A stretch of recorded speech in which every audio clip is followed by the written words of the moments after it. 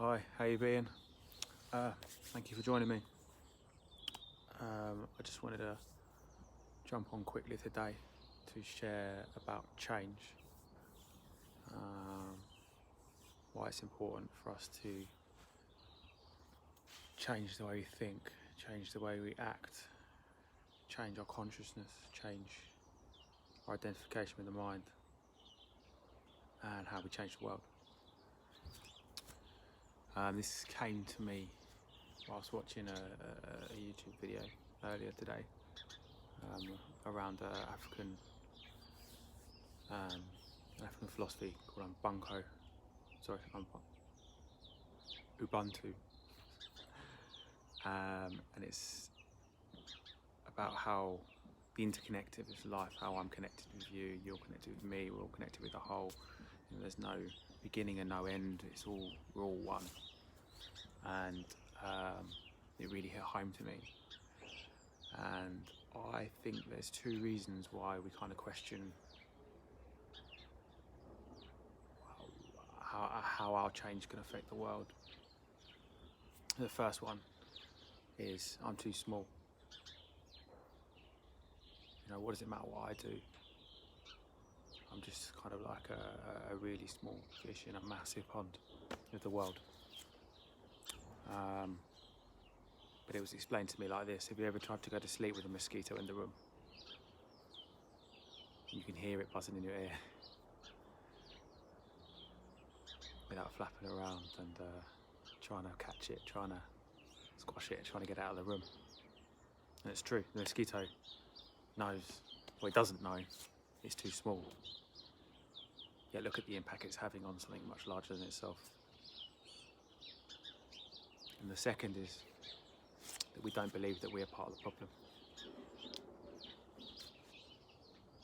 We believe that, I think you'll agree with me that the world's a pretty messed up place these days.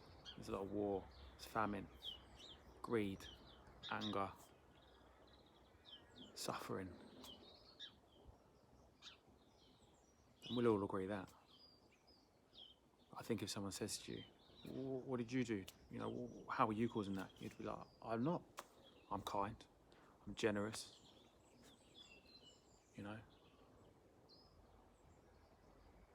So we all don't see ourselves as part of the problem. Yet there is a problem.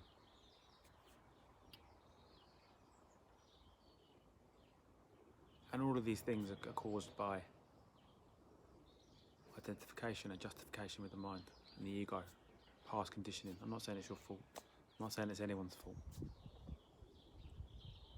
But we've been led to believe that this world is based on competition, on rivalry, on being the best. And, to succeed, you have to be above everyone else.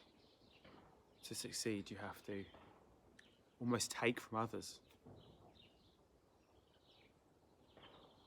I don't believe that. These are just my beliefs. This is what I understand, the way I understand the world. It doesn't have to be the way you understand it. I'm hoping it resonates with someone. I believe we're all part of the same system. We're all part of the one. That we should be working with unity, together, for the better outcome of this world. And that starts within. And the quote that someone said that I heard earlier, and it's like the penny dropped.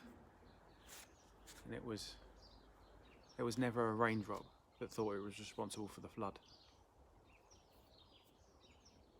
Wow, if you consider yourself as a raindrop and the world as a flood. We can't change what everyone else is doing around us. We can't change other people's perceptions. We can't change other people's reactions. We can't change other people's beliefs, their thoughts. But what we can change is ourselves, our inner world. That's all we truly have. We're led to believe that, we've kind of grown up in a society where the mind thinks that it can control the outside world. It can control and manipulate everything around it. And it controls and manipulates everything around it to try and make us feel all right on the inside. What I'm trying to tell you is you don't need that. That's not possible. We are powerless over people, we're powerless over places, and we're powerless over things. We cannot control how they behave or what they're doing, but we can control the inside. The outside is the outside. The inside we can control. And when we fix the inside, that's reflected it's manifested in our outside world, in our outside life, in the things we see, in the things that come into our reality. That's why it's important. It's important to realise that we're the raindrop.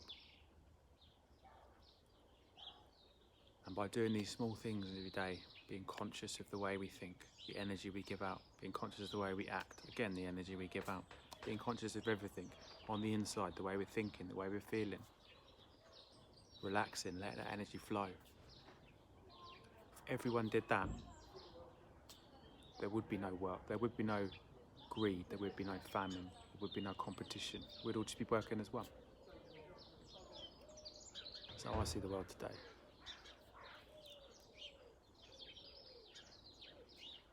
Life's like a game.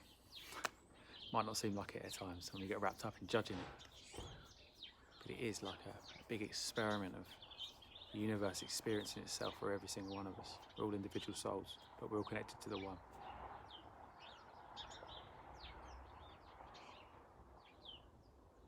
When you take out the belief system that we have to struggle through life, that it's a competition, life becomes a game.